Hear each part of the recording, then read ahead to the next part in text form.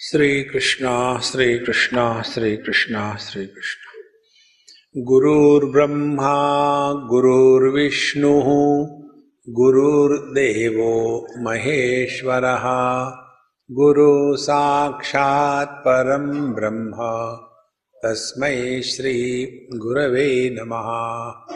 तस्मै श्री गुरवे नमः। समस्या क्या है, समस्या कहाँ है? तो पहले समस्या क्या है? समस्या ये है कि हमारा जीवन डिसिप्लिन्ड नहीं है। जब मर्जी उठे, खाए, बैठे, गए, कहीं भी डिसिप्लिन नहीं। तो जब तक के जीवन में डिसिप्लिन नहीं होती तब तक के अभ्युदय और निश्रेयस, अभ्युदय माने प्रॉस्पेरिटी, एफ्लुएंस, जगत की जो सफलता है वो, और श्रेयस माने अपना भला करना, ये दोनों तभी संभव है कि जब हमारे जीवन में डिसिप्लिन होती है। ये डिसिप्लिन को लेकर ही सब समस्या खड़ी हो जाती है। भगवान ने दिन और रात बनाई। रात किस लिए बनाई? आराम करने के लिए। दिन किस लिए बनाया? कर्म करने के लिए। लेकिन हम बन गए निशाचर। निशाचर, निशाचर माने निशायाम चरति इति निशाचरा। जो जैसे जैसे रात बढ़ती है वैसे वैसे इनको जोश आता है। इसीलिए अपने को डिसिप्लिन बनाना है। अब डिसिप्लिन बनाना है तो सवाल ये है, डिसिप्लिन किसको कहते हैं? एक बार मिलिट्री के सूबेदार मेजर ने नए रंगरूटों को डिसिप्लिन सिखाने के लिए लाइन में खड़ा किया और कहा, बाएं मुड़। सबके सब बाएं मुड़ गए। दाहिने मुड़। सबके सब दाहिने मुड़ गए। और उसमें एक मेरे जैसा आलसी था तो खड़ा ही रहा। तो सूबेदार ने डांटा, तुम क्यों नहीं मुड़ रहे हो जब बताते हैं? बोले, सूबेदार साहब आप कंफ्यूज हो, एक बार बता दो ना आखिरी कहाँ मुड़ना है। ये क्या, कभी बाएं कभी दाहिने। देखो, तो जीवन में डिसिप्लिन लाना माने क्या? यदि ये डिसिप्लिन समझ में आ जाए तो देखेंगे कि समस्या नहीं के बराबर ही है। तो पहले डिसिप्लिन को समझ ले।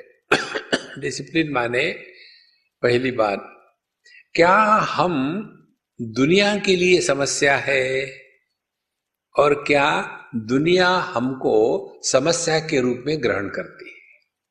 पहली डिसिप्लिन। दूसरी डिसिप्लिन, हम अपने लिए ही समस्या है। We suffer maximum because of our selves. हम अपने ही कारण सबसे ज्यादा दुखी होते हैं।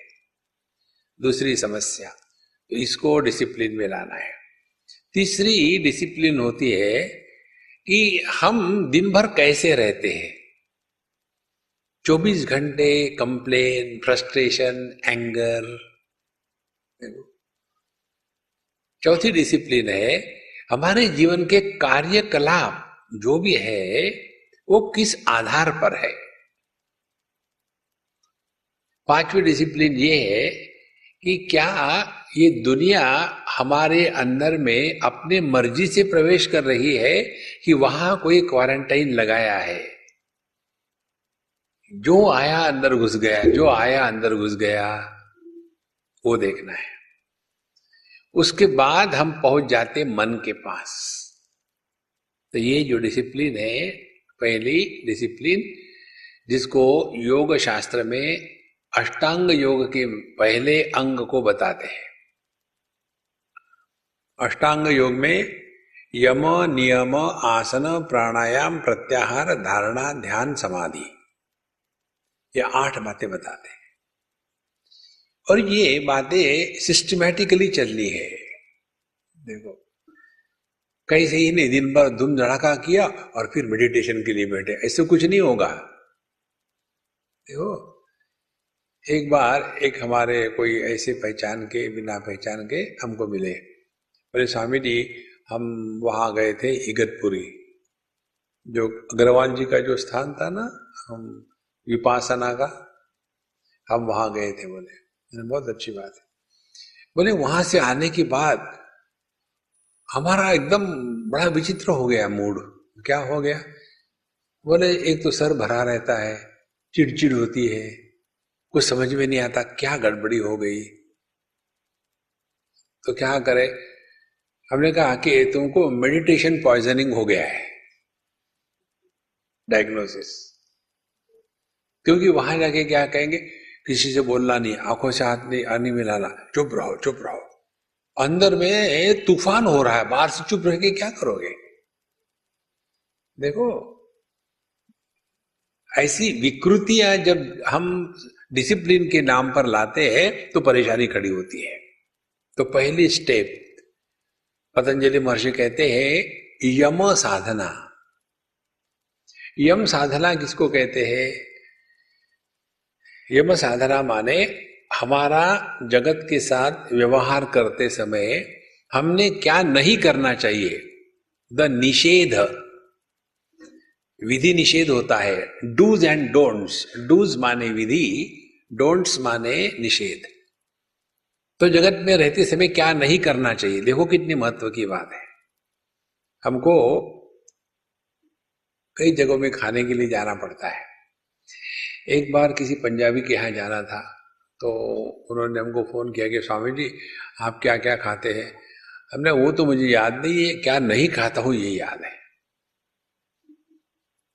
फिर हमने लिस्ट बताई, हम जो जो बताएंगे वो हम नहीं खाते। शुरू कर दिया, प्याज, लहसुन, टमाटर, पनीर, राजमा, छोले, बैंगन का भरता। ऐसा जब बताया, पंजाबी क्लीन बोल्ड, पंजाबी इसको छोड़ के खाना बना ही नहीं सकते। देखो, तो नियम यम साधना माने हमको क्या नहीं करना है लाइफ में। तो पहली बात अहिंसा, सत्य। दूसरी बात अस्तेय। तीसरी बात, चौथी बात अपरिग्रह, और पांचवी बात ब्रह्मचर्य। ये 5 चीजों को जीवन में पहले उतारना है। ये नहीं उतारेंगे और मेडिटेशन करना चाहेंगे, देखो ऐसे मेडिटेशन नहीं होते, मेडिटेशन के कार्टून होते हैं। देखो, तो अहिंसा माने शरीर, वाणी और मन, 3 हो गए, और तीनों के 3 9 हो गए। ये 9 प्रकार से हमारे माध्यम से हिंसा न होवे। मैं आपको 1-2 बताता हूं, बाकी का होमवर्क ढूंढ लो। तो जैसे शरीर से, वाणी से, मन से। शरीर से हिंसा नहीं करने का तात्पर्य है कि हम जिए, अन्य को जीने दें। हम लोगों का होता क्या है कि we impose our views on others. अपने विचारों को अन्य पर लादना, यह हिंसा है। देखो, हमारा यही चक्कर है कि जितने समाज सेवा करने वाले होते हैं ना, उनका यही चक्कर होता है। समाज सेवा माने क्या, अपने घर में तो फेल्यूर हो गए, लेकिन उससे तसल्ली नहीं हुई, अब सत्यानाश समाज का करना है, समाज सेवा हो गई। देखो, सेवा करने वाला जिसकी सेवा हो रही है उसको इंप्रूव नहीं करता। हम लोग अपने माँ बाप की सेवा करते हैं, तो माँ बाप की सेवा करेंगे तो माँ बाप को इंप्रूव करेंगे क्या? नहीं। इसीलिए ये पहली बात, अपने विचार अन्य पर न लादे, यह अहिंसा बुद्धि के विचारों के दृष्टि से। वाणी के दृष्टि से अहिंसा क्या है? भगवान श्री कृष्ण कहते हैं यस्मान नो द्विजते लोक, भगवान कहते हैं अनुद्वेगकरम वाक्यम सत्यम प्रिय हितम च यत्। हम ऐसा बोले कि सुनने वाले के हृदय में उद्वेग उत्पन्न ना होए, प्यार से बोले, मिठास से बोले। आपने देखा होगा ना, कई लोगों को पता ही नहीं चलता कि वो बोल नहीं रहे हैं, वो भूंगते हैं। क्यों खड़े हो, किस लिए आए हो, क्यों लेट कर दिया, जल्दी आने को क्या होता है, वाह वाह वाह वाह वाह। अरे अरे बाबा बोलो ना, भौंकना क्यों। और फिर ये आदत बन जाती है व्यक्ति की। प्यार से बोलो, बड़ा आनंद आता है जीवन में। अहिंसा। तीसरी अहिंसा शरीर से। एक हमारे मित्र है, बाबा जी है वो भी, हमने उसको कहा कि तुमसे मेरी कट्टी अब मेरे पास कभी मत आना। कारण क्या, उनका जो प्यार है वो वाइल्ड है, domestic love is not there, wild love. जब भी समझो पीछे से आ रहे कि अरे यार कैसे हो करके ऐसा कस के लगाते हैं पीठ में कि स्पॉन्डिलोसिस शुरू उसी क्षण से। देखो, विशेष करके दक्षिण भारत की ये पद्धति है, किसी से भी बात करेंगे तो मारेंगे ऐसे। एक बार हम किसी संगीत सभा में गए थे, हमको बड़ा अच्छा लगता है संगीत, सामने बैठे थे क्योंकि बाबा जी सब में बैठाया। अब हमारे साथ में एक सज्जन बैठे थे, पता नहीं कौन थे, और जब भी कुछ बढ़िया होता था हमको मारते थे। क्या बात है, हमें क्या लग रहा है यही बात है।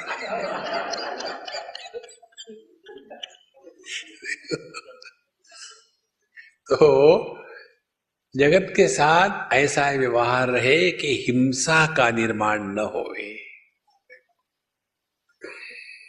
तो पहली हो गई अहिंसा। उसके बाद सत्य। अब सत्य को लेकर बड़ी परेशानी है, हम आपको सिंपल बात बताते हैं सत्य को लेकर के। जिसके द्वारा हम अपने पास लौट आते हैं वो सत्य है, जिसके कारण हम अपने से भटकते हैं वो असत्य है। देखो, गुस्सा किया तो दूर चले गए, और शांत हो गए वापस आ गए। कामना हो गई दूर चले गए, कामना खत्म हो गई वापस आ गए। देखो, सत्य का अर्थ ये मत कहना कि मैं सत्य बोलता हूं। सत्य बोलने के बारे में मनु महाराज ने मनुस्मृति में 10 लक्षण लिखे हैं। एक ही आपको बताता हूं। मनुष्य को क्या बोलना चाहिए, इससे भी ज्यादा ये जानना आवश्यक है कि क्या नहीं बोलना चाहिए। देखो, समझो सामने से कोई आया गंजा, अब उसको कहना अरे गंजे कहां से आए हो, हमने सच बोला है, लेकिन ये सोचो बोलना आवश्यक है क्या। देखो, तो सत्य का तात्पर्य है, सत्य बोलने का तात्पर्य ये नहीं कि हर चीज बोलनी है, कोई आवश्यकता नहीं। देखो, बोलने के बारे में ये सिद्धांत आपको बताते हैं, ट्राई करना। सिद्धांत ये, बोलने के पहले अपने आप को एक प्रश्न पूछो, क्या बोलना आवश्यक है। बस, आपने वाणी की तपस्या करी।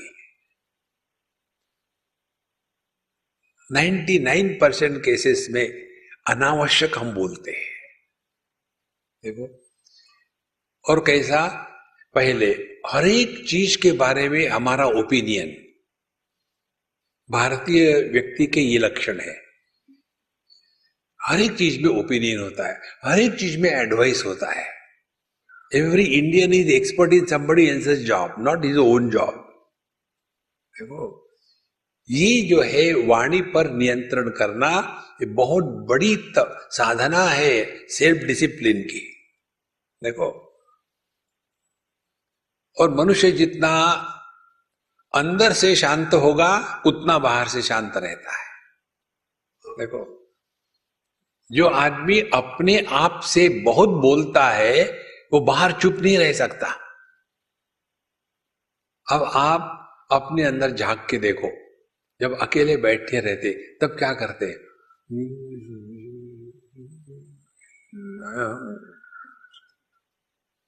अभी क्या हो रहा है, अपने आप से बोले जा रहे हैं, बोले जा रहे हैं। इस पर आप ध्यान देना। हम आपको बता दें 80% आपकी समस्या समाप्त हो जाएगी केवल इससे। अपने आप से बोलना बंद करो। जब अपने आप से बोलना बंद करेंगे तो अन्य के साथ भी बोलना बंद करेंगे। तब हमने सत्य की साधना करी है। अब ये दो बातें देखो, हम अन्य से बोलते हैं अपने भूतकाल के बारे में, और जो आदमी अपने भूत में फंसा है वो अन्य की भूत के बारे में पूछता है। हम जहां भी जाते हैं वही प्रश्न, आप कहां से आए, क्यों आए, जाते क्यों नहीं, मरते क्यों नहीं, क्या जरूरी है? देखो, नो नीड, लेकिन बोलना ही है बस। तो हम अन्य से बात करते हैं तो अपने भूतकाल के बारे में, हम अपने से बात करते हैं तो भविष्य काल के बारे में।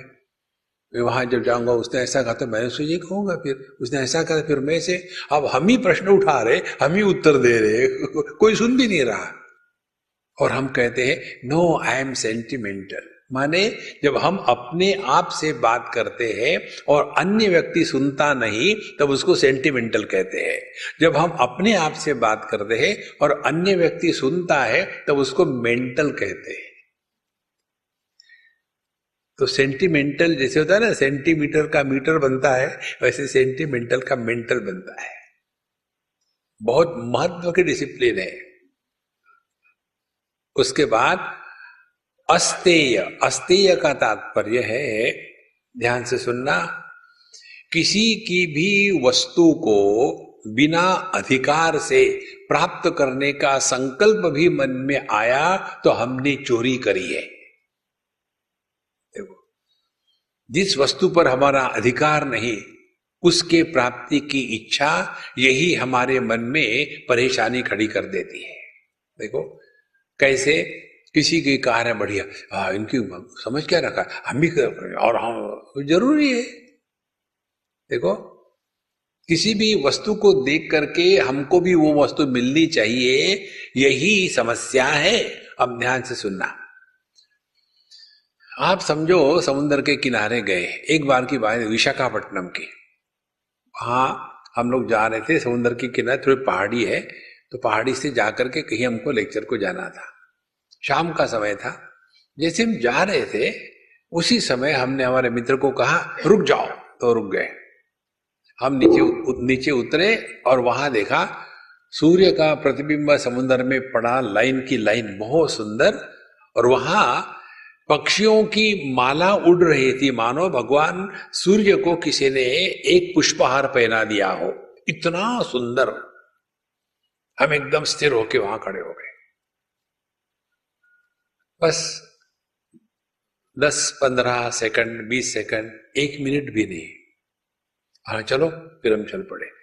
जब दूसरे दिन गए तो हमारे मित्र ने फिर गाड़ी रोकी। बोले क्यों रोकी भाई? बोले कल आपको अच्छा लगा था। हमने कल कहा गया, फिर वो डबल नहीं होता कोई चीज। देखो, तो जब हमने वो सुंदर स्थान देखा तो हमारे मन में इच्छा हो गई क्या, काश ये समुद्र को, ये सूर्य को और पक्षी की माला को मैं लेके अपने घर में जाऊं। अनंत की इच्छा नहीं होती। और यदि वैसा ही चित्र किसी गैलरी में हो और वहां लिखा होता है ओरिजिनल पिक्चर, उसकी कीमत 2.5 लाख 5 लाख, उसको देखा कितना सुंदर है, अपने घर की दीवार में लगाएंगे। और ला करके दीवार में लगाया, फिर उसके ऊपर में इतनी मिट्टी बनती है कि विभूति के लिए बाहर नहीं जाना पड़ता, उसी के ऊपर ऐसा करो लगाओ तो विभूति आ गई। देखो, तो ये दुनिया के विषयों को देख करके उस पर अपना अधिकार जमाए, ये कल्पना भी जो है ये चोरी की निशानी है। हंसते। अब सबसे बड़ी चोरी मालूम है हम लोगों ने क्या करी? आपको आज तक जितना भी आपने आध्यात्म किया है सबको सत्यानाश हो जाएगा। सबसे बड़ी चोरी ये की है, जो वस्तु हमारी नहीं उसको हमने अपनी कहाँ है? कौन सी वस्तु हमारी नहीं है? हमारा जो देह है वो वस्तु हमारी नहीं है। माँ बाप ने पैदा किया और देह मैं हूं, देह मेरा है। अस्तेय का तात्पर्य देहात्म बुद्धि से निवृत्त होने का प्रयत्न। जहां आपकी देहात्म बुद्धि की निवृत्ति होगी उसी समय ये जागृत अवस्था की समस्याएं अपने आप डिसॉल्व हो जाएगी। अस्तेय। फिर अपरिग्रह। अपरिग्रह का तात्पर्य है हमने कितनी चीजें इकट्ठी करके रखी है अपने जीवन में। देखो, कितने भी घरों में चले जाओ, दुनिया भर की चीजें भरी हुई है उसमें। एक हमारे हांगकांग के एनआरआई, पूना में उन्होंने मकान खरीदा, एक बंगला खरीदा पूरा का पूरा। अब खरीदने के बाद सब सामान भरा उसमें, फिर हमको बुलाया, स्वामी जी आप आकर के उसका उद्घाटन करो। हम पहुंच गए और जब उनके ड्राइंग रूम में गए, इतना सामान भरा हुआ था, इधर हाथ करो तो लिबर्टी खड़ी, ओ सॉरी लिबर्टी से हाथ निकाल दिया, उधर हाथ करो तो आईफल टावर खड़ा है, सॉरी। आदमी को उस कमरे में खड़ा रहना मुश्किल है। तो मैंने कहा भाई आप तो मुझे अपने घर ले जा रहे थे, म्यूजियम में क्यों लेके आए? अरे स्वामी जी मजाक नहीं, आप कल्पना कर सकते हैं ये ड्राइंग रूम की कीमत कितनी होगी? हमने को होगी 10-20 हजार रुपए। अरे स्वामी जी ये जो पीस है, this itself cost 20 lakhs of rupees। कितना इकट्ठा करके रखा है। जब उन्होंने ऐसा शुरू कर दिया, हमने कहा यार तो ये तो बहुत महंगा है, मुझे तो 1 लाख में कितनी जीरो थी ये भी पता नहीं। फिर वहां एक ग्लोब था, हमने ये क्या है, लड्डू? स्वामी ये लड्डू नहीं, इसको ग्लोब कहते हैं। ग्लोब क्या होता है? I can act full very easily. ये ग्लोब क्या होता है? बोले ग्लोब माने ये अपने पृथ्वी का, पृथ्वी भी आप ले आए घर में? नहीं नहीं नहीं, ये उसका एक ढांचा है बहुत बढ़िया। फिर हमने कहा अच्छा ये पृथ्वी है तो हम लोग भारत में है तो भारत भी इस पर होगा? बोले हाँ है, दिखाओ कहाँ है? ये भारत है, बहुत बढ़िया। फिर भारत है तो महाराष्ट्र भी होगा? हाँ महाराष्ट्र का, वो दिखाओ। और महाराष्ट्र है तो फिर पुणे भी होगा, वो दिखाओ। पुणे है तो उसमें आपकी ये जो गली है, जिस गली में आपका घर है वो घर दिखाओ। और इस घर में जो ये कमरा है वो कमरा दिखाओ। और उस कमरे में हम जहां खड़े वो दिखाओ। 1 पिक्सल भी नहीं होगा, इतना छोटा। कितना सारा इकट्ठा कर लिया है। ध्यान से सुनना, ये हम आपको जो बता रहे अपनी अनुभूति की बात बताते हैं। इसको आप प्रयत्न करो, देखो कितना फर्क पड़ता है। हम बंबई में पहले किसी जगह रहते थे, हमारे मित्र के घर में, और हमारा सामान केवल पुस्तकें, बाकी कुछ नहीं। बहुत सारी हमारी बड़ी लाइब्रेरी। तो उन्होंने कहा कि स्वामी जी ये बहुत छोटा है, हम आपके लिए बड़ा फ्लैट लिए हैं। और ठीक है जो मर्जी है करो। बोले वहां शिफ्ट करना है? हमने कहा इसको सब तुम ही शिफ्ट करो, मुझे फर्क नहीं पड़ता। तो उन्होंने सब कार्टन में पैक किए बुक्स, कम से कम 20-25 कार्टन हो गए, और नए मकान में एक कमरे में रख दिए। अब उनको सबको खोलना है, क्लासिफाई करना है, लगाना है, बिग जॉब। हर बार मैं यही सोचता था ऐसे करें, अगले बार करेंगे, इस समय नहीं, बहुत काम है। करते करते 1 महीना निकल गया, 2 महीने निकल गए, साल निकल गया, 2 साल निकल गए, 3 साल निकल गए। दिमाग पे प्रेशर, क्या करें क्या करें क्या करें। फिर एक दिन हमने हमारे लाइब्रेरियन फ्रेंड को ईमेल लिख दिया, ऐसे ऐसे स्थान पर मेरी काफी बहुत बढ़िया पुस्तकें हैं, आप लाइब्रेरी के लिए ले जाओ।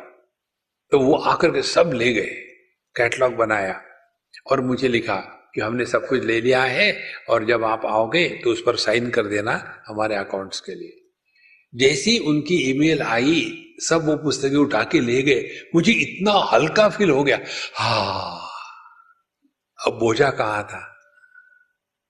देखो, ट्राई करके देखो, जिस कमरे में आप बैठते हो ना, उस कमरे से सब निकाल डालो 1-2 दिन के लिए, कुछ भी मत रखो, केवल आप बैठो वहां।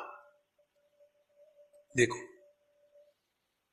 जगत की हर एक वस्तु अपने अच्छे बुरे गुण हमारी तरफ बम्बार्ड करता है। ट्राई करो, अपरिग्रह। ये बाहर की चीजों को इकट्ठा करने का जो स्वभाव है, ये अंदर चला जाता है, और अंदर जाने के बाद फिर हम अपने बुद्धि में, मन में अनेक प्रकार की जो स्मृतियां है, स्मृति ग्रंथ निर्माण करते हैं।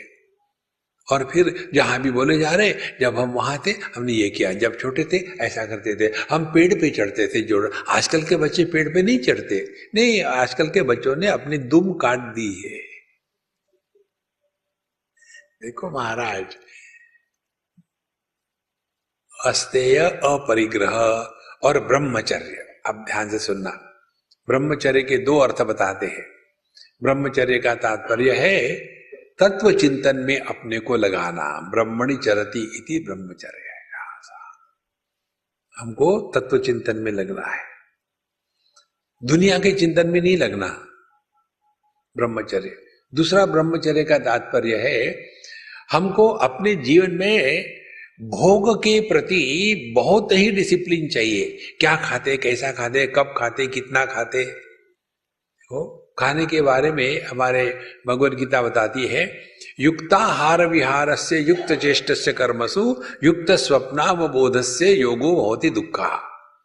योगः दुःखः भवति। योग दुख का निवारण करने वाला होता है।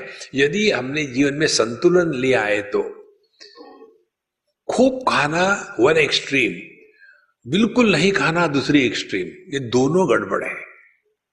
देखो, जब एकदम खाना बंद कर दो, 21 दिन तक खाना नहीं खाएंगे, पानी नहीं पिएंगे, तो यहां का जो ट्रैफिक चल रहा था एकदम ट्रैफिक जाम हो गया, और फिर कुछ खाओ गड़बड़ी हो जाती है। इन चीजों में हम फंस जाते हैं। इसीलिए ब्रह्मचर्य का तात्पर्य जीवन को ऐसा संतुलित बनावे, सेलिबसी रखे, अपने आप को चिंतन में लगा देवे। ये सब बातें, इसको कहते हैं यम साधना।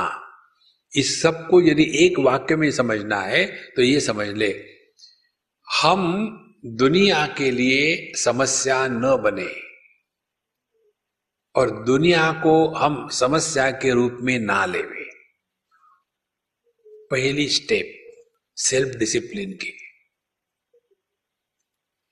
अब इसके लिए एक उदाहरण देते हैं आपको। एक हमारी कन्या हमारे साथ कहीं आना चाहती थी। हम युगांडा गए थे, उस समय की बात है। उसको भी आना था। हमने कहा तुम अपना पासपोर्ट बना लो। और वहां सज्जन थे, बोले साहब जी मैं बना दूंगा इसका पासपोर्ट, लगे रहो इसके साथ। अब उस सज्जन ने उसको नचाया, आज आओ, कल आओ, परसों आओ, 3 बार 4 बार 10 बार। और उसके पश्चात वो मेरे पास, स्वामी जी देखो ना, उन्होंने कहा लेकिन कुछ नहीं कर रहे, मैं 10 बार चक्कर काटी हूं। हमने कहा पहली बात, शांत हो जाओ।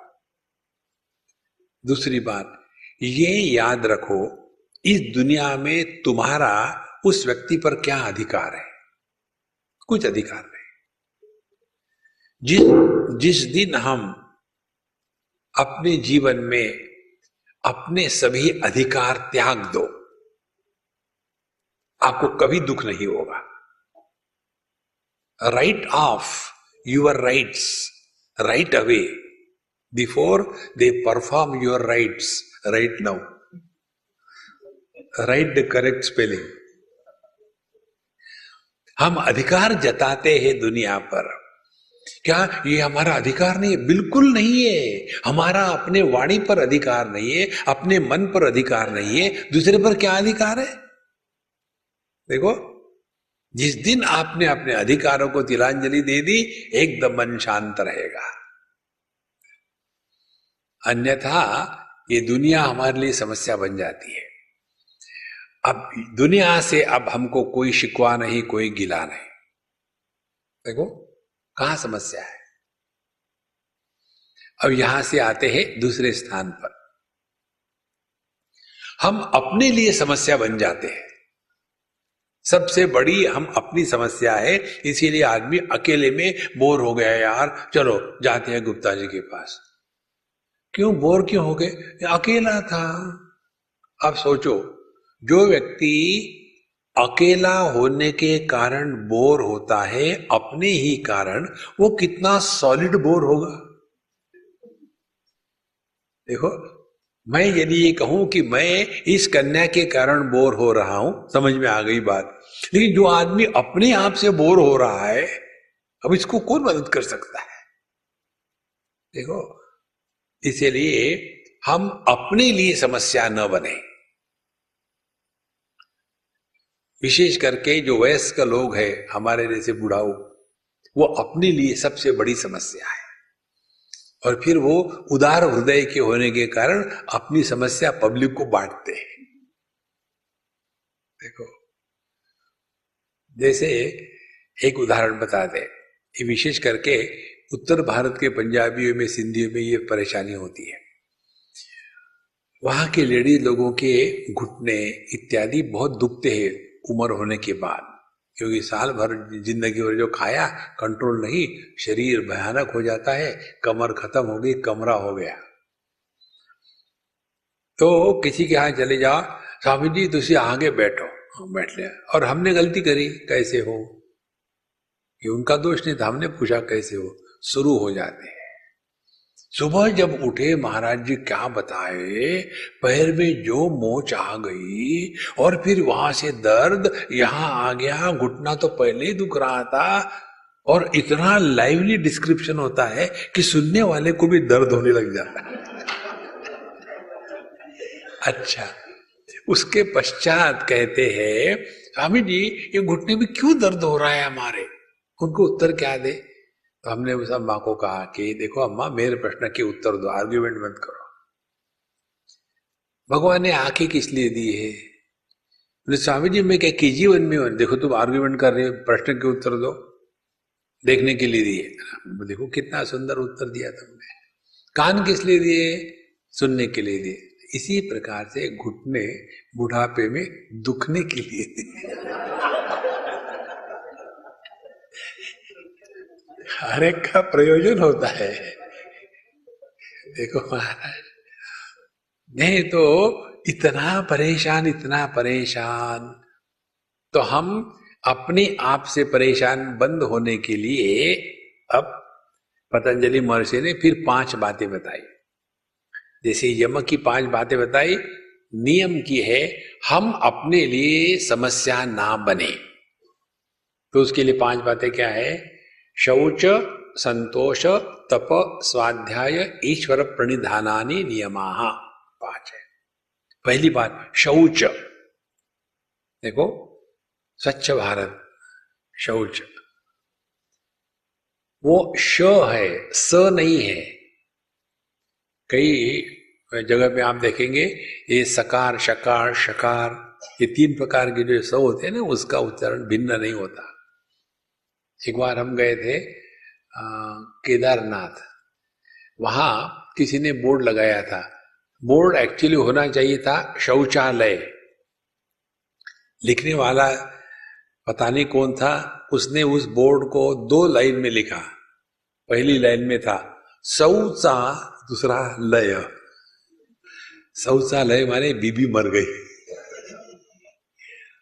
तो शौच का तात्पर्य केवल साफ सफाई नहीं, ध्यान से सुनना।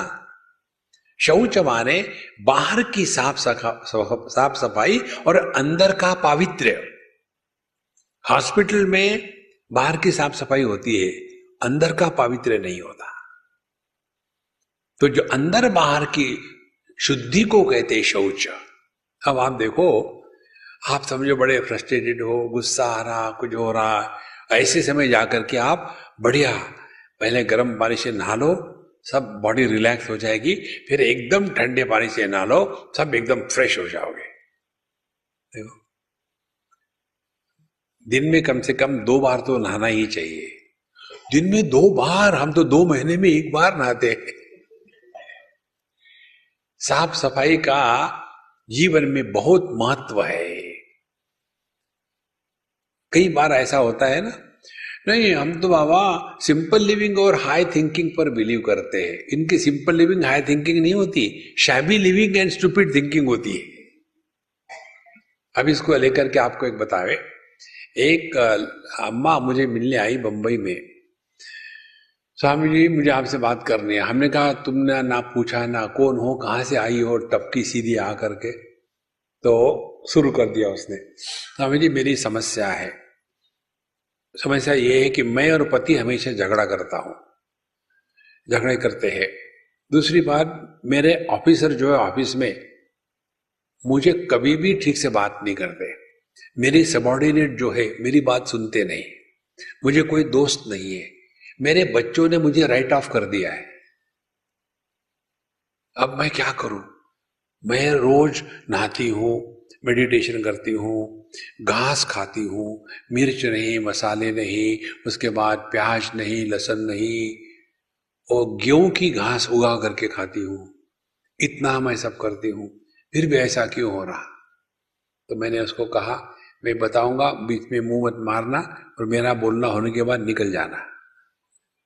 मैंने पहले कहा डायग्नोसिस, स्पिरिचुअल पॉइजनिंग, ये डायग्नोसिस है। दूसरी बात, बढ़िया खाना खाओ, मिर्च मसाले, अचार पापड़, मिर्ची का चटनी, बढ़िया खाना खाओ। दूसरी बात, रेगुलरली विटामिन लिया करो। कभी कभी टीवी देखो, कभी मूवी देखो, कभी ड्रामा में चली जाओ, कहीं घूमने चली जाओ। और सबसे महत्व की बात है, घर जाने के पहले ब्यूटी पार्लर होके घर जाना। तुम चुड़ैल की जैसी दिख रही हो। देखो, शौच का तात्पर्य बाहर की सफाई और अंदर का पावित्र्य, दोनों आवश्यक है। ये मत रखे अपने मन में हम कि नहीं बाबा हम तो सिंपल लिविंग है इसीलिए कैसे भी कपड़े पहन लिए। नहीं महाराज, how you dress and how you address tells the quality of your life. देखो, बहुत महत्व की बात है। नहीं तो सिंपल लिविंग करके अपना बुद्ध बना करके आए, नो वे। तो शौच। दूसरी बात, संतोष। संतोष इज कंटेंटमेंट। देखो, संतोष जिसके हृदय में है वो आदमी कभी भी दुखी नहीं होता। जितना है बहुत है, इनफ। ये सिद्धांत पकड़ लो। दूसरे बार किसी वस्तु को स्वीकारने का जो स्वभाव है उसको तोड़ देना है। ट्राई करो। कई बार क्या हो जाए, कोई वस्तु अच्छी लगी और दबा के खाओ, फिर यार आज जरा ज्यादा ही खा गया, रोज यही डायलॉग। देखो, इसीलिए संतोष का तात्पर्य है जितना हमको आवश्यक है इतना प्रभु ने दिया है। संतोष, एकदम मन शांत रहेगा। उसके पश्चात फिर तपस। तपस माने दो चीजें जीवन में होनी है। पहली बात, तपस्या करते हैं ये पहचानने के लिए कि हमारा जगत के किसी भी वस्तु व्यक्ति पर कोई भी परावलंबन नहीं है। कई बार हमको ये लगता है अमुक वस्तु के सिवा हम नहीं रह सकते, ये गलत बात है। क्या आप लोग चातुर्मास करते हो ना, चातुर्मास में क्या करते हैं कि 4 महीने प्याज लहसुन इत्यादि नहीं खाएंगे, मांस मच्छी नहीं खाएंगे, मदिरा पान नहीं करेंगे इत्यादि, 4 महीने। तो ये 4 महीने में क्या सीखा है कि हमने 4 महीने ये चीजें खाई नहीं तो भी जिंदा है। तो ये हमारी जो धारणा थी बिना प्याज लहसुन के खाना सब्जी नहीं बनती, ये गलत धारणा है। अपने इस गलत धारणाओं को बदलने के लिए तपस्या करी जाती है। देखो, और यदि ये गलत धारणा नहीं बदली तो हम गुलाम बन गए। बहुत सिंपल बात है। महाभारतकार कहते हैं सर्वम परवशम दुखम सर्वम आत्मवशम सुखम एतद विद्यात् समासेन लक्षणम सुख दुःखयोः। सुख दुख के यही लक्षण है। परावलंबन दुख है, स्वावलंबन आनंद है। और परावलंबन होता है विषयों के प्रति, व्यक्तियों के प्रति। इसीलिए तपस्या का तात्पर्य अपने स्वातंत्र को पहचानो। जगत में किसी पर भी हमको अवलंबित नहीं रहना है। बहुत बड़ी साधना है। ये साधना करने के लिए हमारे यहाँ वानप्रस्थाश्रम का निर्माण किया गया है। वानप्रस्थाश्रम माने जब व्यक्ति गृहस्थी में रहता है तो हर चीज के लिए पत्नी चाहिए। और मेरे तौलिया कहाँ है? हाथ में नहीं चाहिए, हाथ में चाहिए। चम्मच कहाँ है? 24 घंटे उस पत्नी के पीछे लगे हुए हैं। और इतना डिपेंडेंस हो जाता है, यदि वो पत्नी बाहर कहीं चली गई तो इनको पता नहीं, अरे टूथब्रश कहाँ है। इसीलिए हम जब कैंप करते हैं ना तो हमारे तरफ से प्रयत्न होता है, लेकिन वो हमेशा फेल होता है। प्रयत्न ये होता है कि ये पति पत्नी जो आते हैं ना कैंप में, या तो दोनों ना आवे, एक आवे, इससे दोनों को खुशी मिलेगी। वो भी खुश, ये भी खुश, लेकिन दोनों आ जाते। अच्छा, आने के बाद अब अलग अलग रहो ना, नहीं स्वामी जी हम दोनों का सूटकेस एक की जगह, ठीक है रहो, मुझे क्या फर्क पड़ता है। और फिर वहां रहने के बाद बस सुबह उठेंगे। नॉर्मली जेंट्स जल्दी उठते हैं और लेडीज लेट उठती है। L for ladies, L for ladies. तो उठ गए, उठने के बाद ही जाएंगे बाथरूम में, वहां से चिल्लाएंगे, ओ मेरा टूथब्रश कहाँ है। पत्नी वहीं से चिल्लाती है, वहीं रखा है ना, दिखता नहीं क्या। सुबह सुबह उठ करके डांट पड़ने से हाँ चलो अच्छा शुरू हो गया, अब पेट ठीक खाली हो जाएगा। डांट खाने की जगह नहीं होता।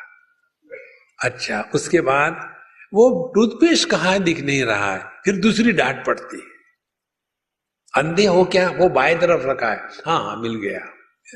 फिर मेरे दांत कहाँ रखे हैं। बुढ़ापे में लव किसको कहते, बुढ़ापे में love. Darling will you please brush my teeth. Danger निकल गया। कितना परावलंबन। वानप्रस्थ का तात्पर्य है हम अपने पत्नी से या हम अपने पति से कोई भी सेवा लेना बंद करना है। देखो, आपने देखा होगा बुढ़ापे में दो में से एक को तो मरना ही है पहले। जहां पहले पति मर जाता है तो जो पत्नी है ना, वो अपने आप को भी संभाल लेती है, संवार लेती है, घर के लोगों को भी संवार लेती है, और सब ठीक ठाक चलता है। और यदि उल्टा हो गया तो पत्नी स्मार्ट है, वो चली गई और ये पतित पावन सीताराम रह गए, तो फिर देखो ये अपने लिए समस्या, सबके लिए समस्या है। देखो संतो, कारण क्या है? स्त्री बचपन से बड़े कष्ट से जाती है, उसको सहने की शक्ति है। लेकिन पुरुष जो है जवानी में बड़ा तगड़ा होता है, जैसे जैसे उम्र बढ़ती है ही becomes weakling more and more like a creeper for everything. बीबी को पूछना है, मैं ये शर्ट पहनूं क्या? नहीं नहीं, नंगे जाओ। हर चीज के लिए, हर चीज के लिए, अरे राम राम राम। ये जो परावलंबन है इसको तोड़ दे महाराज, फिर देखो कितना आनंद। फिर हम तपस्या कर रहे हैं, माने सामने रखा होता है, चम्मच कहाँ है? अरे वो रखा है ना, अच्छा अच्छा, नहीं। This becomes a default settings. तपस्या में अपने परावलंबन से विजय प्राप्त कर लो, बहुत महत्व की बात है। अच्छा, तपस्या का दूसरा अर्थ और प्रयोजन है आत्मविश्वास को जागृत करना है। हमको कईयों को ऐसी धारणा है कि हम ये नहीं कर सकते, ऐसा नहीं, we can achieve anything in life. एक धारणा को बदल डाले। No, it is very difficult, सुबह जल्दी नहीं, कैसे नहीं उठ सकते? सुबह जल्दी उठ सकते हो। ये नहीं होने का कारण एक ही है, और वो कारण है हमने उसका महात्म्य नहीं जाना। मुझे बताओ, हम में ऐसा कौन है कि जो कहेगा पैसा कमाना कठिन है इसीलिए मैं पैसा नहीं कमाऊंगा? कोई कहेगा? वो तो ढूंढ के निकालता है टेक्निक, टेबल के ऊपर, टेबल के नीचे, जहां से हो कमाओ, क्योंकि महत्व है उसका पैसे का। इसी प्रकार से अपने जीवन में यह किसी भी वस्तु का महात्म्य जागृत हो जाए, कोई उसकी आपकी परेशानी नहीं होगी, कोई समस्या नहीं होगी, उसका महात्म्य ही मालूम नहीं। देखो,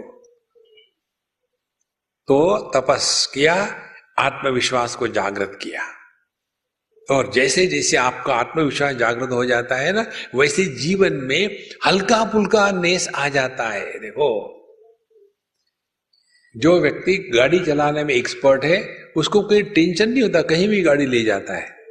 और जिसमें नहीं है आत्मविश्वास, एक अम्मा बम्बई में मुझे कह रही थी, स्वामी जी मैंने अब गाड़ी चलाना सीख लिया, आपको कहीं जाना है तो मुझे बताओ। मैंने चलो, मैं निकल ही रहा था, हमको जाना है भिंडी बाजार में। हम निकले अंधेरी से, शिवाजी पार्क के पास आए हाफ वे, और वहां उसने जाकर के गाड़ी पार्क कर दी। हमने कहा अम्मा यहाँ नहीं रुकना है, आगे जाना है। बोले नहीं, आगे हम टैक्सी से जाएंगे। क्यों? बोले यहाँ इतनी बढ़िया पार्किंग प्लेस है। अरे पार्किंग प्लेस है इसीलिए गाड़ी पार्क करना है क्या? वहां क्यों नहीं? बोले स्वामी जी मुझे गाड़ी रिवर्स करना नहीं आती। हो गया टेंशन। देखो, इसीलिए तपस का तात्पर्य है किसी पर परावलंबन नहीं, और आत्मविश्वास को जागृत करे। We can, everything is possible. तो शुरू कैसे करें? Start your day early in the morning. जब आपका दिन सुबह जल्दी शुरू होता है उत्साह के साथ, फिर sky is the limit for your achievement. लेकिन हम इसलिए उठते हैं, अरे राम फिर उठना है, आधा घंटा और लेट लेते हैं, और फिर घड़ी देखते कितने बजे, 7:28। ये कोई राउंड टाइम है? ठीक है, 8:30 बजे फिर सो गए। ये जो है ना आलस, इससे अपने आप को बचावे। तपस, स्वाध्याय। स्वाध्याय का तात्पर्य है अपने जीवन में दो बातों को नियम से लाना है। एक, शास्त्रों का अध्ययन करना, ये हमारे जीवन में सबसे श्रेष्ठ कार्य है। शास्त्रों के अध्ययन का तात्पर्य और प्रयोजन अपने दृष्टि में परिवर्तन लाना है।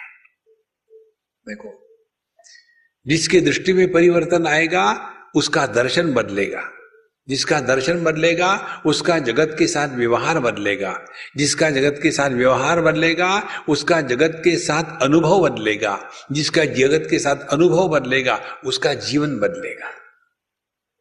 देखो, इसीलिए ईशावास्य कहती है, ईशावास्यमिदं सर्वम यत्किंच जगत्याम जगत।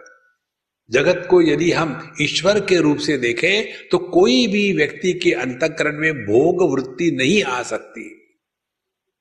इसीलिए अपने जीवन में शास्त्रों का अध्ययन करना एक अवश्यम भावी बात है। भगवान शंकराचार्य कहते हैं, भगवद गीता किंचित अधीता गंगा जल लव कणिका पीता सकृतपि येन मुरारी समर्चा क्रियते तस्य यमेन न चर्चा भज गोविंदम भज गोविंद। नियम से भगवद गीता का अध्ययन करे। एक हम आपको शॉर्ट टेक्निक बताते, ट्राई करके देखो। एक हमारे मित्र है बेंगलोर के, आज ही मेरा उनके साथ वार्तालाप हो रहा था। उन्होंने एक दिन मुझे फोन किया, बोले स्वामी जी मैं अमुक अमुक हूं, आपसे मिलना चाहता हूं। मैंने बोला आ जाओ अभी। बोले स्वामी जी मैं बंबई में नहीं हूं, मैं बेंगलोर में हूं। ठीक है, मैं जब बेंगलोर में आऊंगा तब मिल लेना। बोले नहीं, मैं कल मॉर्निंग फ्लाइट से आ सकता हूं। अरे इतनी क्या जल्दी है? बोले नहीं मुझे आना है। आ जाओ। दूसरे दिन आ गए। आने के बाद बोले मैं 8 दिन रह लो, तुम्हारी मर्जी। फिर उन्होंने बताया, स्वामी जी आपने एक बार बताया था भगवद गीता का अध्ययन कैसा करते हैं, वैसा मैंने 3 साल तक किया, और मैं बताता हूं मुझ में इतना परिवर्तन आ गया कि 80% समस्या खत्म हो गई। देखो, तो वो टेक्निक हम आपको बता रहे हैं। टेक्निक ये है, रोज एक अध्याय केवल पढ़ो, वही का वही नहीं, एवरीडे डिफरेंट अध्याय, पहला दूसरा तीसरा चौथा 18वां, फिर पहला दूसरा शुरू कर दो। रोज एक अध्याय पाठ करना है, संस्कृत में, हिंदी में नहीं। ये यूपी के नॉर्थ के लोग बहुत आलसी है, संस्कृत में नहीं पढ़ेंगे, दक्षिण में चले जाओ आप, उनकी जो लिपि है वो देवनागरी लिपि नहीं है, फिर भी संस्कृत का उच्चारण कितना सुंदर होता है उनका। पूरे देश में तमिलियन का संस्कृत का उच्चारण सर्वश्रेष्ठ माना जाता है। उसके पश्चात शुरू कर दो भगवत गीता के प्रथम श्लोक से। हम आपको एक कमेंट्री सजेस्ट करते हैं, गीता प्रेस की राम सुखदास महाराज जी की जो कमेंट्री है वो बहुत अच्छी है, गृहस्थों के लिए बहुत अच्छी है। तो पहला श्लोक पढ़ लिया, उसकी कमेंट्री पढ़ ली, पढ़ने के पश्चात बंद कर दिया, फिर अपने हाथ से संस्कृत में भगवत गीता का श्लोक लिखो। लिखने के बाद जो समझ में आया अपने शब्दों में उसको लिखो अच्छी तरह से, और रोज एक श्लोक करते करते धीरे धीरे धीरे 1-2 साल में आपकी पूरी भगवत गीता पर अपनी कमेंट्री तैयार हो जाएगी। लेकिन भगवान के लिए पब्लिश मत करना, क्योंकि आपको पता चलेगा इतनी घटिया कमेंट्री कहीं हुई नहीं थी। लेकिन उससे एक बात होगी, आपको अध्ययन करने का एक व्यसन लग जाएगा। देखो ऐसा करके देखो, आप धीरे धीरे आपको उसमें रस आने लगेगा। किसी भी वस्तु के साथ लंबे समय तक रहो तो उसके साथ अपने आप प्रेम हो जाता है। तो स्वाध्याय का तात्पर्य है भगवत गीता का नित्य निरंतर अध्ययन करना है। देखो, और दूसरी बात ध्यान से सुनना, ये जब आप अध्ययन करोगे तो 10 कमेंट्री लेकर के कंपैरिजन कभी मत करना। कंपैरिजन करोगे तो प्रवचन देना शुरू करोगे। मालूम है शंकराचार्य ने कहा, मध्वाचार्य ने ये कहा, रामानुजाचार्य ने किया, इन्होंने ये कहा, तुमको क्या करना है? भूख लगी है खाना खिला दो। अरे इंद्री। अच्छा, स्वाध्याय का दूसरा अर्थ है, ध्यान से सुनना, जगत में व्यवहार करते समय अपने मन को देखो। कहीं काम क्रोध लोभ मोह मद मात्सर्य इसका तो प्रभाव नहीं है। हमारे जीवन को प्रेरणा देने वाला कौन है? काम है या शाम है? इधर ध्यान दो तो हमको पता चलेगा 99% केसेस में हमारे जीवन को प्रेरणा देने वाला काम होता है, शाम नहीं होता। तो कैसे काम प्रेरणा करता है? ध्यान से सुनना, जो भी हम करते हैं इसका प्रेरक है या तो राग या तो द्वेष। आपने ऐसा क्यों किया? मुझे अच्छा लगता है। आप ये क्यों नहीं करते? मुझे अच्छा नहीं लगता। माने हमारा प्रेरक कौन है? राग या द्वेष। और पूरे जीवन में राग द्वेष से प्रेरित होकर ही हम जी रहे हैं।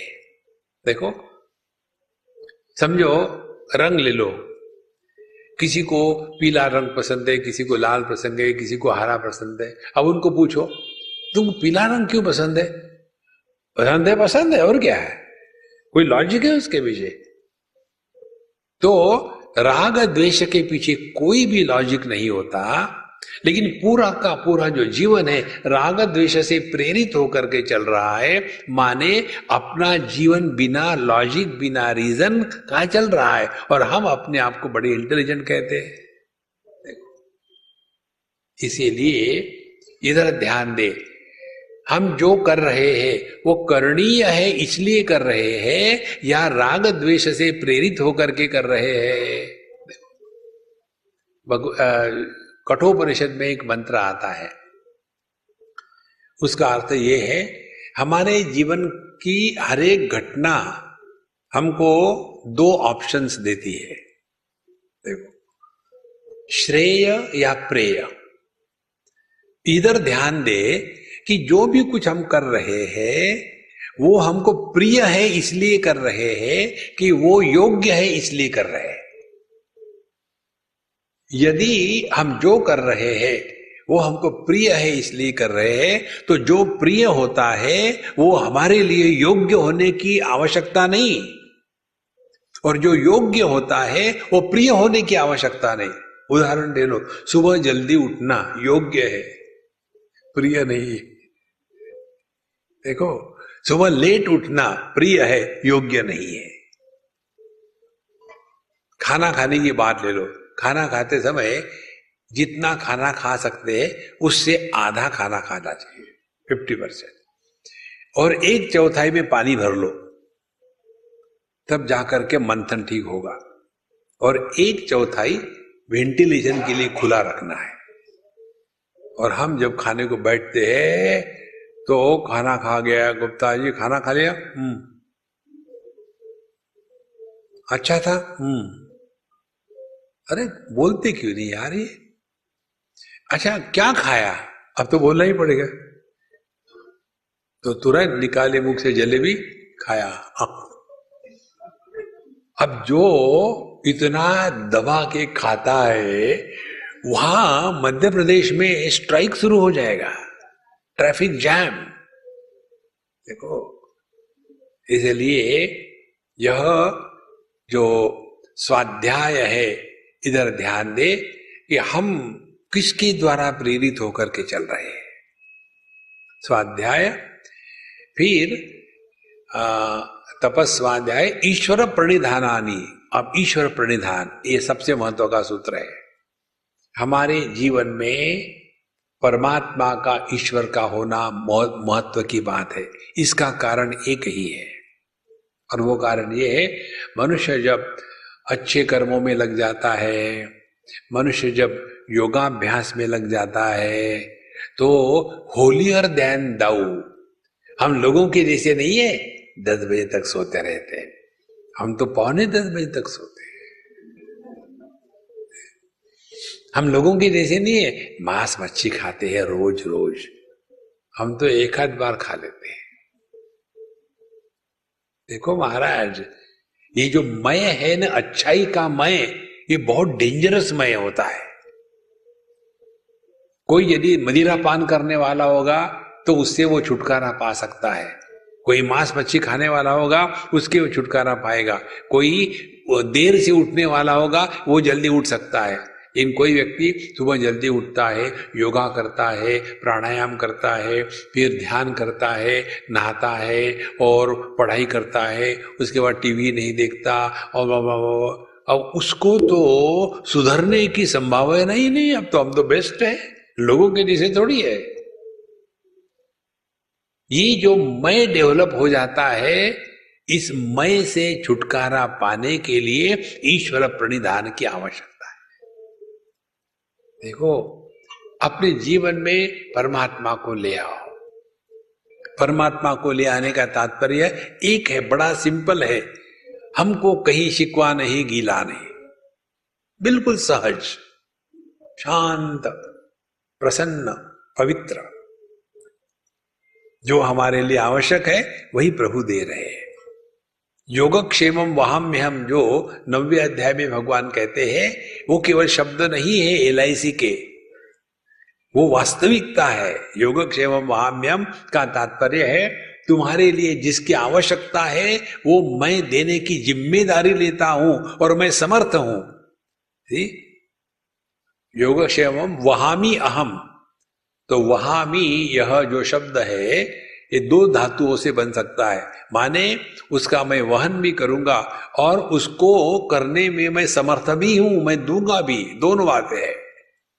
इसलिए हमारे लिए जिसकी आवश्यकता है वो प्रभु ने आज तक दिया है, आगे देते रहेंगे, कोई कंप्लेन नहीं।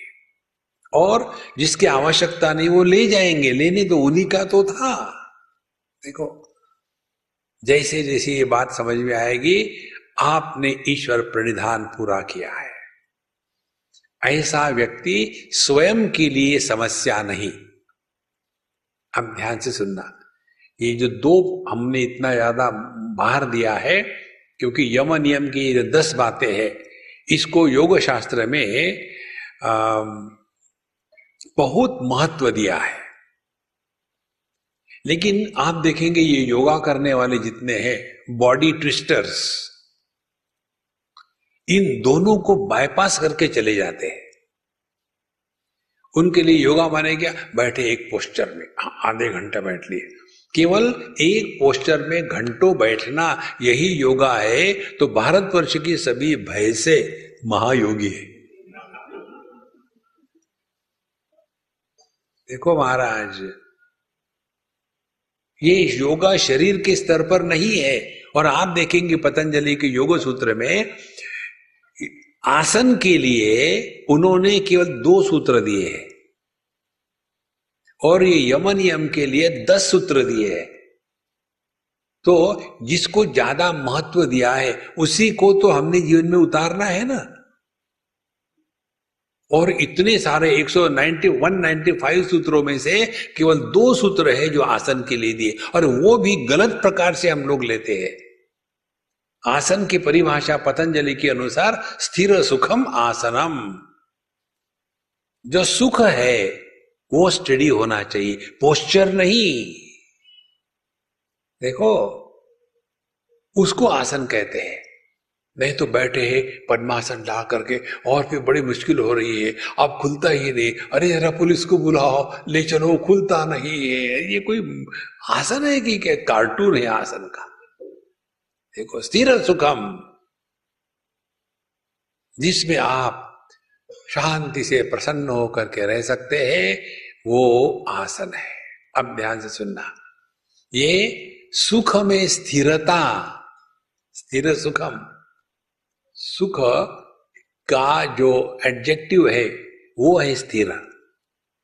स्थिर आसन का एडजेक्टिव नहीं है, पोस्चर का नहीं है, सुख का है। स्थिर सुखम आसनम। अच्छा, क्या संभव है? तो क्या साधना है? अब 2 साधना बताते हैं। पहली साधना प्रयत्न शैथिल्य, दूसरी साधना अनंत समापत्तिभ्याम। 2 बातें आ गई।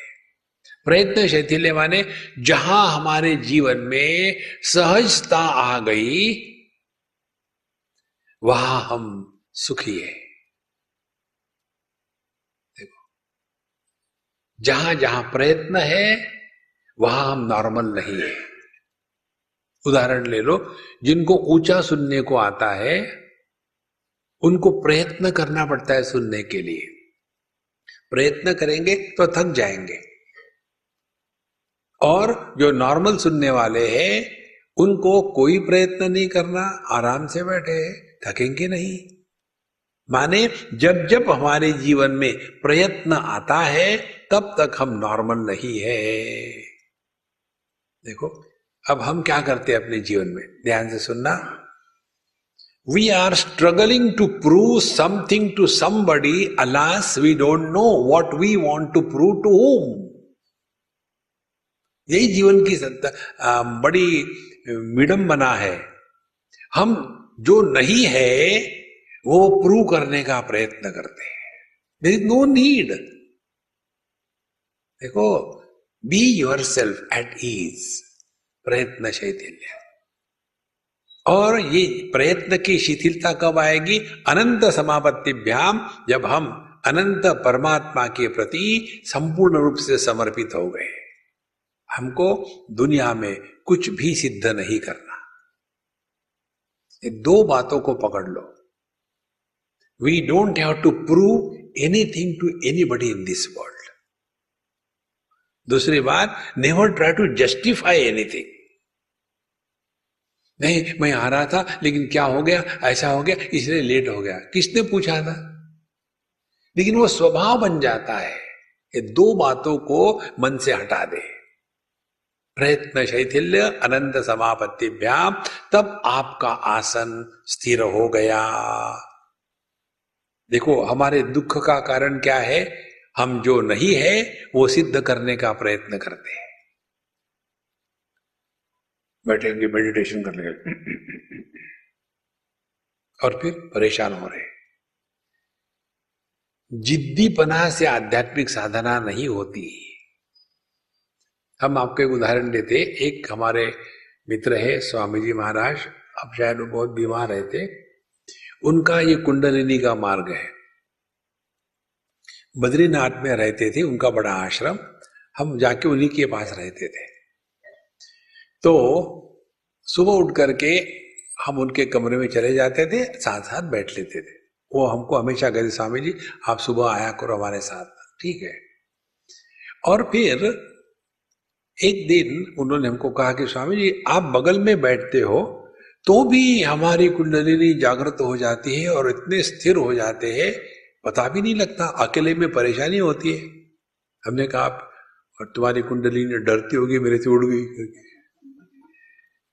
अच्छा, फिर एक बार हमारा कोई नियम इत्यादि बैठ ले नहीं तो नहीं बैठे। एक दिन हम दोनों साथ बैठे और 5 मिनट में हम उठ गए। उठने के बाद हम नाश्ता बनाने लग गए और थोड़ी देर के बाद ये आए और छोटा सा कमरा पीछे से वो हमारे खड़े और हम सामने कुछ बना रहे थे। उन्होंने पूछा, बंगाली थे वो, सामी जी। बंगालियों में जो कंजंग कॉन्सोनेंट होता है, जोड़ाक्षर, वो ठीक से उच्चारण नहीं कर सकते। जैसे आत्मा होगा तो आत्मा को अत्ता कहेंगे, तत्वमसी होगा तो तप तमसी कहेंगे। देखो तत्वमसी का क्या अर्थ है और तत्तमसी का क्या अर्थ है। तो उन्होंने कहा स्वामी जी ने कहा जी आदमी का ध्यान कब लगता है ठीक से? तो मैं तड़का दे रहा था, कुछ बना रहा था, तो हमने कहा खुदा मेहरबान तो गधा पहलवान, जब प्रभु की इच्छा होती है तब ध्यान लगता है, नहीं तो पकौड़े बनाओ। जैसा हमने कहा उन्होंने पीछे से हमको पकड़ लिया। अरे स्वामी जी ये बात आज तक मुझे किसी ने बताई नहीं। देखो प्रयत्न शैथिल्य, आप जितना स्ट्रगल करोगे मेडिटेशन करने के लिए उतना आप परेशान हो जाओगे। सुनना ध्यान से, मेडिटेशन या ध्यान करते नहीं, ध्यान देते हैं। ध्यान दो, ध्यान कोई क्रिया नहीं है। इधर ध्यान दो, कहीं आपके मन में काम क्रोध लोभ मोह ये तो नहीं आ रहा है। उधर ध्यान दो, कहीं हम आलस के शिकार तो नहीं हो रहे। उधर ध्यान दो, अनावश्यक बोल तो नहीं रहे। उधर ध्यान दो, ज्यादा सो तो नहीं गए। उधर ध्यान दो, जरा दबा के ही खाए क्या। उधर ध्यान दो, हमको ध्यान में जीना है, ध्यान करना नहीं। देखो भगवत गीता बताती है ध्यान में रहने की प्रक्रिया। पहली बात, मेडिटेशन का अर्थ भगवत गीता के अनुसार प्रजहाति यदा कामान सर्वान पार्थ मनोगतान आत्मन्नेवात्मना तुष्टः स्थित प्रज्ञस्तदोच्यते। शरीर का स्थैर्य नहीं, समझदारी का स्थैर्य होना आवश्यक है। स्थित प्रज्ञ माने स्टेडी विजडम, वो आवश्यक है। तो भगवान वहां कहते हैं मेडिटेशन का अर्थ समझदार व्यक्ति के लिए क्या होता है? यदा सर्वान मनोगतान कामान प्रजहाति, जब हम अपने अंतःकरण में एक भी कामना को एंटरटेन नहीं करते, तब आप मेडिटेशन में। और हम मेडिटेशन किस लिए करते हैं? कामना को पूरा करने के लिए। पूरा सत्यानाश। देखो, और अच्छा मन में कामना ना हो, मैंने मेडिटेशन में समझ में आ गया क्या, सो जाओ, क्यों गहरी नींद में कामना नहीं होती। अरे नहीं बाबा, आत्मन्नेवात्मना तुष्टः, कामना इसीलिए नहीं कि आप अपने में परिपूर्ण हैं। तब जाकर के हम 24 घंटे मेडिटेशन में जी रहे हैं। हमारे लिए half an hour meditation, rest of the day frustration. ऐसे नहीं होता। इसीलिए प्रयत्न शैथिल्य अनंत समापत्तिभ्याम, ये 2 सिद्धांत को लेकर के आसन की साधना करते हैं। It doesn't matter what posture you sit, what is important is are you at peace with yourself और नॉट। देखो, अन्यथा ये अभ्यास का जो सुख है ये बंधन कारक है। एक हमारे मित्र बहुत बढ़िया रामायण पर बात करते हैं, रामचरितमानस पर। एक बार वो हमारे कैंप में आए तो हमको लोगों को चाबी भर के छोड़ने में बड़ा मजा आता है। तो जो ऑर्गेनाइजर थे, हमने कहा देखो आप तो मुझे रोज सुन ही रहे हो, ये जो है ना हमारे मित्र बहुत बढ़िया रामायणी है, इनको कहो रामायण की कुछ कथा सुनाए करके। हम लोग एक बार पिकनिक को गए, सतना की बात है, मध्य प्रदेश की। तो वहां जब गए, बढ़िया तालाब था, बस में बैठ करके गए। हमने कहा देखो ये कहेंगे कि देखो मेरे पास रामायण की पुस्तक नहीं है, पहले ही 50 कॉपी ले लो, हर एक के हाथ में एक एक पकड़वा देना है। तो जैसे कहे बोले नहीं नहीं हमारे पास से ले लो। मुझे उनके नियम मालूम थे। उनका नियम ये था कि पहले वो आसन करेंगे, फिर प्राणायाम करेंगे, फिर नहाएंगे धोएंगे, फिर जप करेंगे। ये सब करने में उनको 2 घंटे लगते थे, उसके बाद वो प्रवचन को जाते। उनका नियम था। जहां उनको ऐसा बताया, उनका नियम तो हो नहीं पा रहा था और वो फ्रस्ट्रेट, वो जितना वो ज्यादा फ्रस्ट्रेट हो गए, हमको टाइम पास अच्छा हो गया। अपने नियमों में हम फंस जाते हैं। देखो रिलैक्स, नहीं तो उसी में लगे रहेंगे। इसीलिए प्रयत्न शैथिल्य अनंत समापत्तिभ्याम। यदि प्रभु के सामने बैठे, ध्यान लग गया, कन्हैया की इच्छा है, करते हो तुम कन्हैया मेरा नाम हो रहा है, गाना गा के छोड़ देते हैं, हृदय में नहीं उतरता। ध्यान तो वो कर रहा है, हम थोड़ी कर रहे हैं। देखो, तो ये हो गया नियम साधना, उसके बाद आसन, फिर आता है प्राणायाम। प्राणायाम का तात्पर्य है जीवन में संतुलन चाहिए। भगवद गीता के 5वें अध्याय में अर्जुन प्रश्न पूछता है, क्योंकि 4थे अध्याय में भगवान ने ज्ञान की बड़ी तारीफ करी थी और फिर अर्जुन को कहा इसीलिए तुम कर्म योग करो। तो ये ऐसा ही हो गया, cigarette smoking is injurious to health, therefore give me 1 packet of cigarette. तो अर्जुन को 4थे अध्याय में भगवान ने कहा कि नहीं ज्ञानेन सदृशम पवित्रम यह विद्यते, ज्ञान के जैसे कोई पवित्र वस्तु है ही नहीं। इसीलिए अर्जुन योगमातिष्ठोदिष्ट भारत, तुम कर्म योग करो। तो अर्जुन कंफ्यूज हो जाता है, कहता है भगवान आपने ज्ञान की तारीफ करी और मुझे कर्म के लिए बताते हो, ठीक से बताओ, मैं पहले ही कंफ्यूज हूं और मत कंफ्यूज करो। भगवान कहते हैं कर्म संन्यास और कर्म योग जीवन में दोनों की आवश्यकता है। ध्यान से सुनना। जैसे मैं किसी के पत्नी को जाकर के नहीं कह सकता तलाक तलाक तलाक, क्यों? कि तलाक देने के लिए पहले शादी करना आवश्यक है। अच्छा मुझे क्या पता था। इसी प्रकार से कर्म संन्यास करने के पहले कर्म योग करने की आवश्यकता है। तो जीवन में संतुलन चाहिए, कर्म करना भी है, उपरत भी होना है, खाना खाना भी है, पेट को खाली भी करना है, जगना भी है, सोना भी है, मेहनत भी करनी है, आराम भी करना है, पैसा भी कमाना है, दान धर्म भी करना है, बोलना भी है, चुप भी रहना है। जीवन संतुलित चाहिए। संतुलित जीवन नहीं हो तो आदमी बड़ा एकांगी हो जाता है। इसीलिए जैसे जैसे ये बात सूक्ष्मता से समझ में आ जाती है, तब हमने प्राणायाम को सीख लिया। ये जगत के साथ रहते समय प्राणायाम का अर्थ। अब इस प्राणायाम का जो सूक्ष्म बात है वो हम आपको बताएंगे। बहुत सूक्ष्म बात है, ध्यान से सुनना। आपने केला देखा होगा। केले में 3 बातें होती है। बाहर की चमड़ी, जिसको हम नहीं खाते अनलेस यू आर ए योगी। कई लोग होते उनको ये चमड़ी खाने में बड़ा मजा आता है। एक बार हम किसी के यहाँ गए, उन्होंने आम काटे स्किन के साथ, चमड़ी के साथ। बोले स्वामी जी हम तो चमड़ी खाते हैं क्योंकि सब विटामिन इसी में होते। हमने कहा बहुत बढ़िया बात है।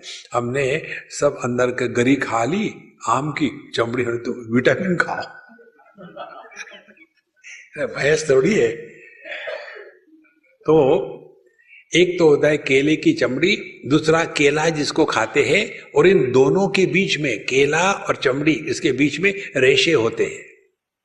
3 बातें हो गई ना। इसी प्रकार से मन की चमड़ी और इसमें शरीर का केला, और दोनों के बीच में प्राणों की रेशाएं।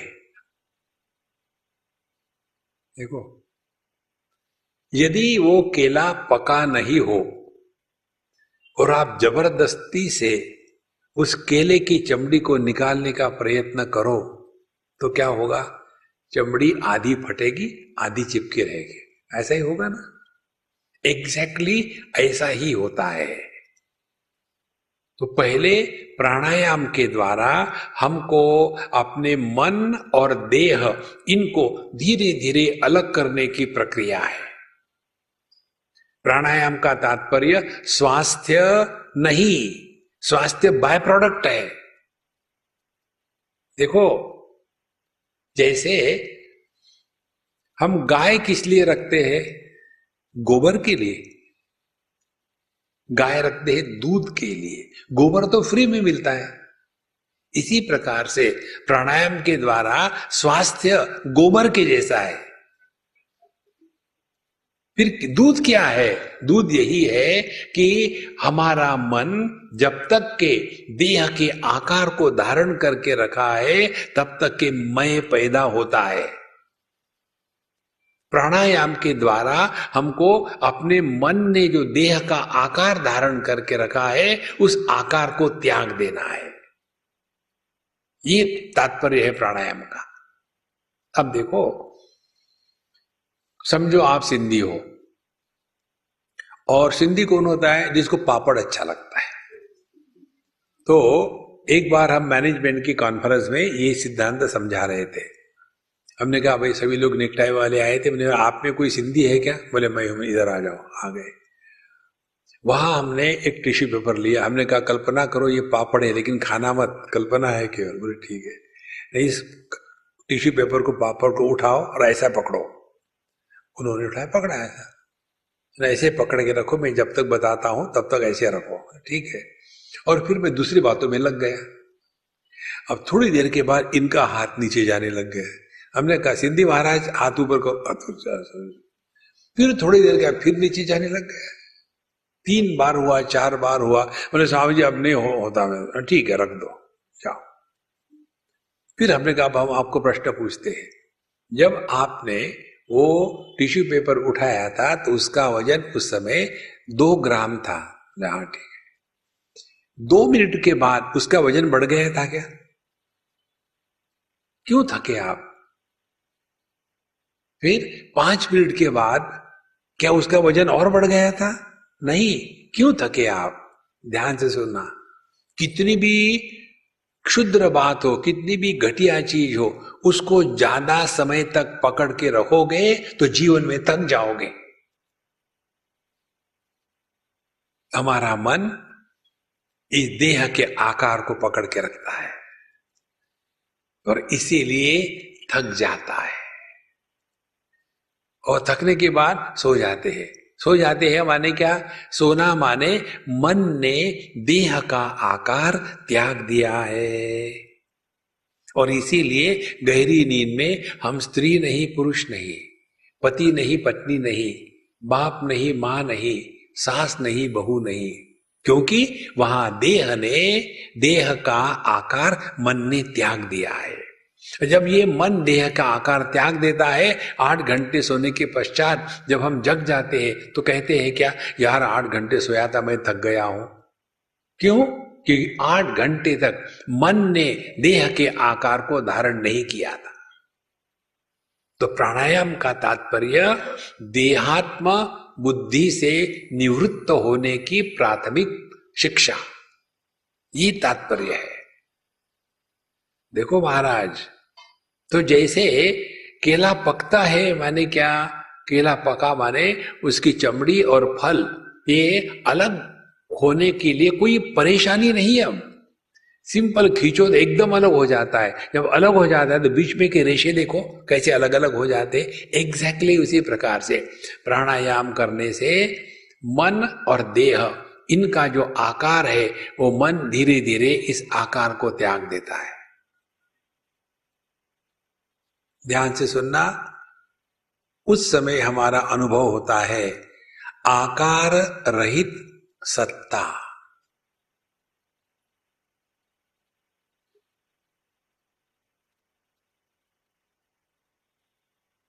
तब यदि मैं बिना देह के आकार से रह सकता हूं तो फिर मैं कौन हूं?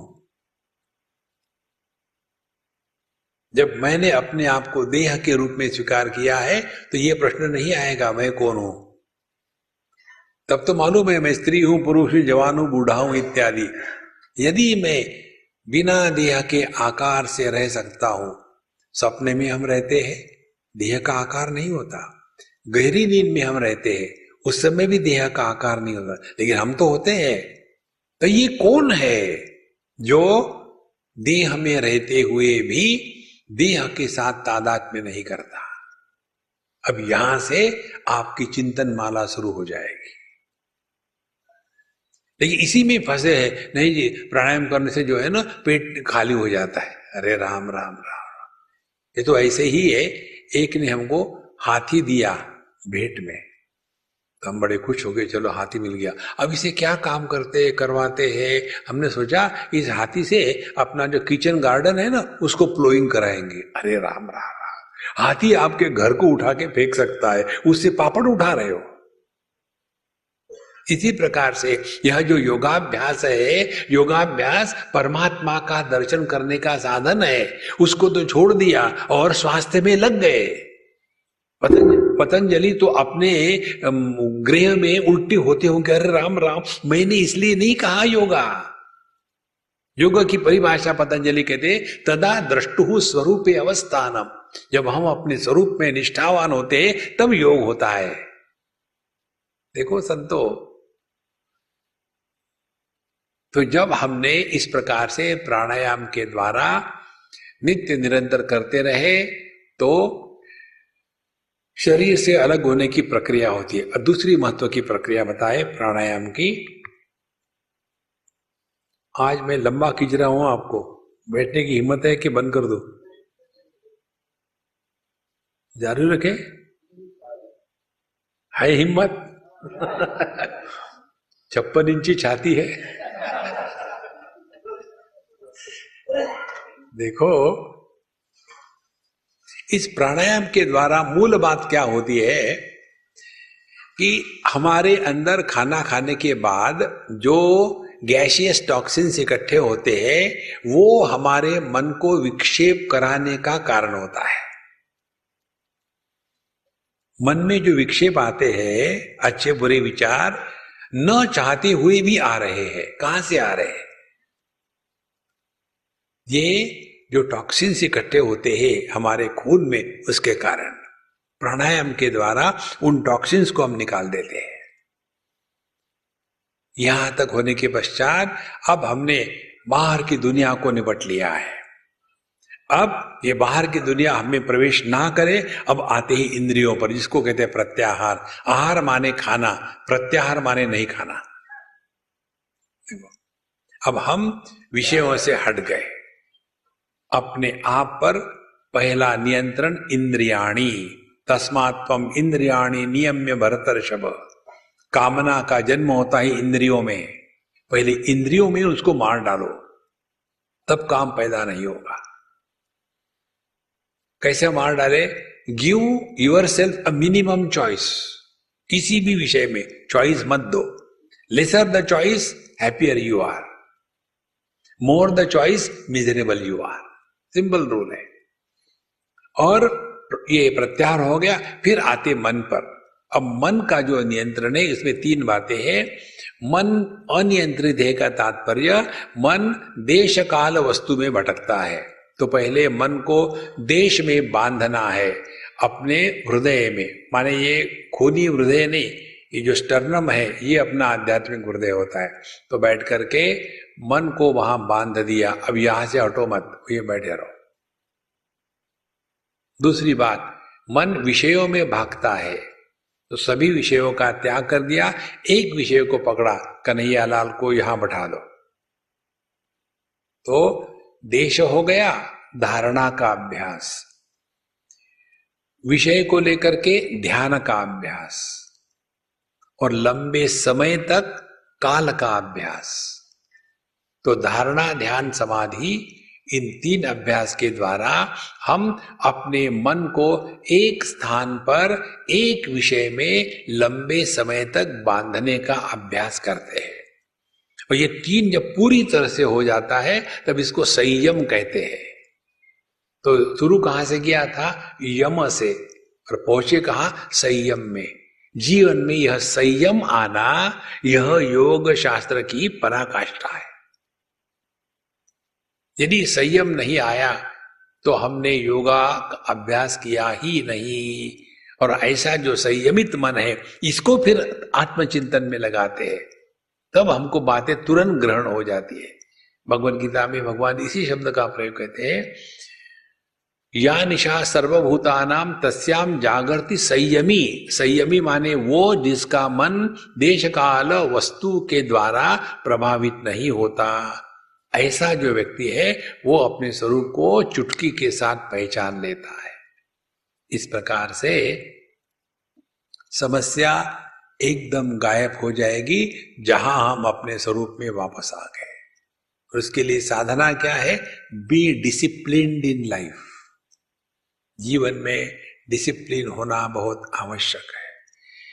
ओम पूर्णमदः पूर्णमिदं पूर्णात् पूर्णमुदच्यते पूर्णस्य पूर्णमादाय पूर्णमेवावशिष्यते।